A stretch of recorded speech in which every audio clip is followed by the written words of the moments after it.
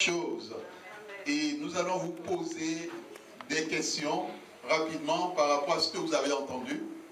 Et d'après tout ce que nous avons entendu, quelles sont les choses qui peuvent être un obstacle à la guérison dans la vie d'une personne? Un, le doute. Quelqu'un d'autre? Allons-y, allons-y. Ne soyez pas gênés, hein? Même si on attend d'abord que la personne lève la main avant qu'on lui donne la parole. C'est bon, on a déjà dépassé le cours préparatoire, mais on va y aller. L'orgueil. Au fond, la colère. L'aveuglement. Naaman était aveugle. Oui, notre soeur? Le manque de prière. On peut citer d'autres choses. Donc, il y a l'orgueil. Quelqu'un a autre chose à ajouter? Oui. L'insoumission. L'insoumission.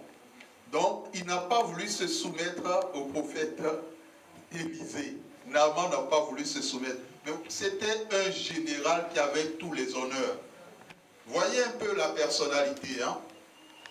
Donc, disons, en quelque sorte, c'était un premier ministre. Parce qu'après le roi, en son temps, après le roi, la personne qui suit directement, c'est le général d'armée. Et quelquefois, certains rois étaient même des généraux, étaient la première personne qui occupait le devant. Bien aimé, nous avons entendu, nous avons vu ce qui s'est passé pour dire tout simplement, quel que soit ton problème, il y a un temps pour Dieu. Amen. Et lorsque l'heure de Dieu sonne, Dieu mettra sur ton chemin des personnes qui te diront, mais dans tel lieu, dans tel endroit, ou sur telle chose, il y a une personne que Dieu peut utiliser pour t'apporter la guérison. Amen. Bien aimé, lorsque nous prenons ce texte, Naaman était malade. Il avait tout, mais il lui manquait quelque chose. Et dans ce monde, il y a plusieurs personnes. Certains ont la richesse, certains ont des bénédictions, certains ont presque tout, mais il leur manque la santé. Il leur manque quelque chose d'essentiel dans leur vie. Dans le cas de Naaman, Naaman avait tous les honneurs. C'était un général d'armée. Il avait tous les serviteurs qu'il voulait. Il avait la richesse qu'il voulait. Mais ce qui est formidable, il avait aussi une femme. Naaman n'était pas célibataire. Naaman avait une femme. Et cette femme avait appris à considérer l'autre avec honneur. Si la femme de Naaman avait considéré cette petite fille comme on considérait les esclaves, parce que les prisonniers sont des esclaves en Grèce et même en Mésopotamie, voire dans d'autres régions, si l'on considère cette donnée, comprenons que cette femme devait traiter cette fille comme une servante de moins que rien. Mais si cette servante arrive à discuter avec sa maîtresse, cela veut dire qu'il y a un lien très fort entre cette maîtresse et la servante. Cela veut dire que cette maîtresse accepte que la servante puisse lui parler. Cela veut dire que nous avons affaire à une maîtresse qui a un cœur de bonté. Amen. Sinon, si elle était méchante, la petite fille ne lui aurait rien dit. Nous partons du principe que nous sommes appelés à être bons. Mon frère, ma soeur, tu es appelé à être bon et bonne. Arrête la méchanceté, arrête l'oppression. Arrête l'oppression, arrête la méchanceté. Dans un couple, si l'homme se fâche vite, il faut que la femme soit celle qui est patiente. Si la femme se fâche vite, il faut que ce soit l'homme qui soit patient. Bien aimé, cela est très important. Parce que si les deux sont ceux qui se fâchent, mon frère, ma soeur, quand les deux vont se mettre en colère, on ne sait pas qui viendra pour dire « calmez-vous ». Il aura des difficultés, ce sera très difficile. Même si ton époux ne s'entend pas très bien avec ceux qui sont autour de vous, toi la femme, par sagesse, par intelligence, essaie de mettre de l'eau dans le vin.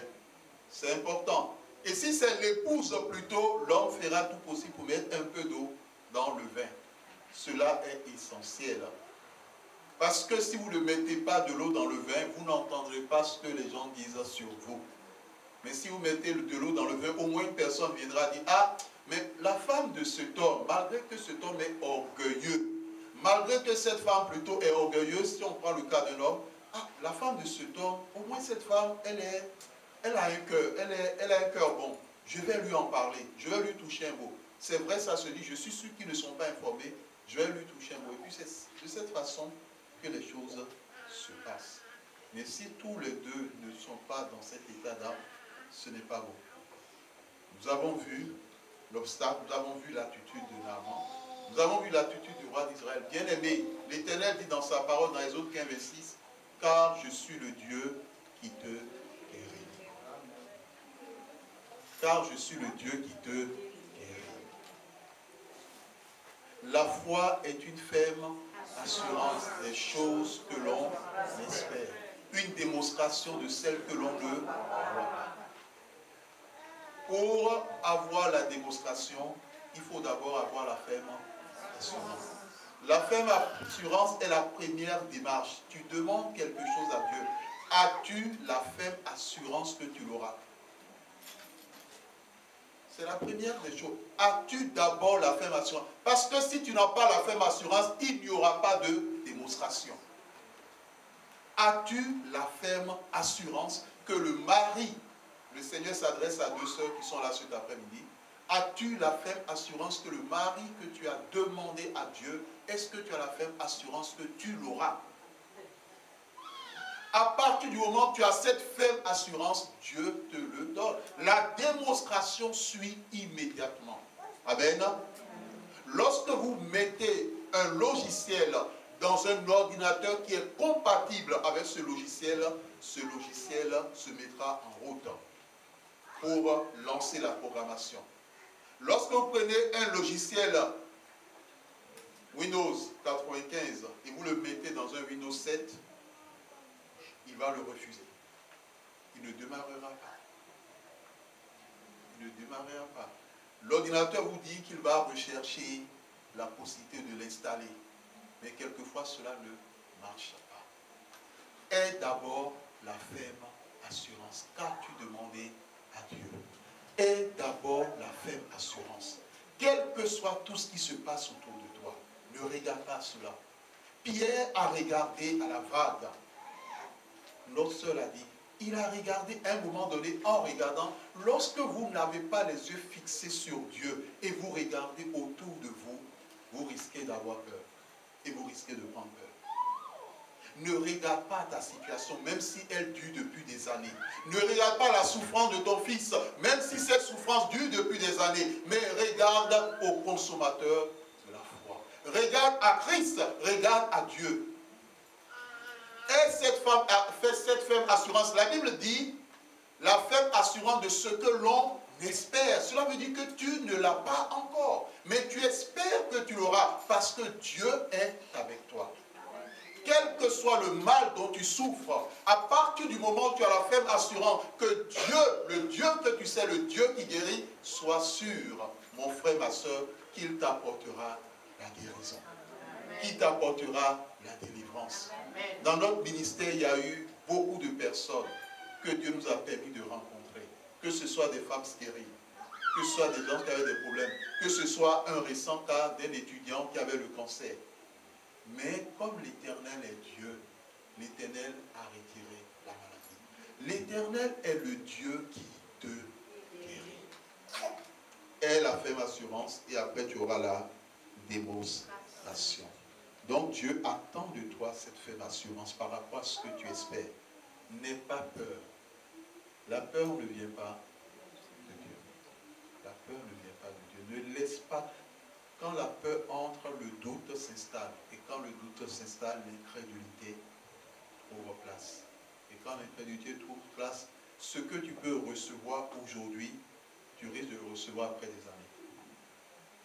Pour finir, nous allons lire le texte de Jacques. La Bible dit que lorsque tu demandes quelque chose à Dieu, ne doute pas. Ne doute pas. ne doute pas. Parce que celui qui doute, qu'il ne s'imagine pas qu'il recevra quelque chose de la part de l'Éternel. Donc Dieu attend cette fête. Tu demandes un enfant, ne doute plus. L'Éternel donnera. Tu cherches du travail, ne doute plus. Tu veux un travail meilleur, ne doute plus. Demande et crois que Dieu te l'a déjà donné. Que le Seigneur bénisse sa parole. Amen.